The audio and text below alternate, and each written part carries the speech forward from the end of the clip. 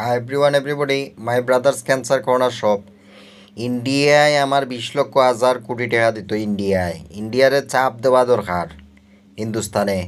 হিন্দুস্তানের টাকা না দিয়া হনর ভিতরে বলিউড লাগাইছে। ডালিউড তো বাংলা সিনেমা লাগতো না বাংলাদেশের ভিতরে। বাংলাদেশের সিনেমা সবাই চিনে। ওই যে খানোর ভিতরে কুকা হর সিনেমা না হইলে এমনও কুকা হর। তার মূল কারণ হয়েছে বাংলাদেশের ভিতরে তো আর ইন্ডিয়ার টাইটানিক সিলেটে বানাইয়া দিছে না। সিলেটে একটা ক্রিমিনাল। ইন্ডিয়ার দেশত যদি টাইটানিক ইয়ে থাকে তাহলে ইন্ডিয়ার নায়িকাগুলা কতটা হইব ইন্ডিয়ার ভিতরে, আর নায়কগুলা কতটা হইব ইন্ডিয়ার ভিতরে। তাহলে ইন্ডিয়ার কাছ থেকে টাকা রুজি করেন না বাঙালি রুজি করেন। আমি ভাই 20 লক্ষ হাজার কোটি টাকা বাঙালিও দেন না, ইন্ডিয়াও দেন না, আমার টাকাটা দিত না এভরিওয়ান এভরিবডি।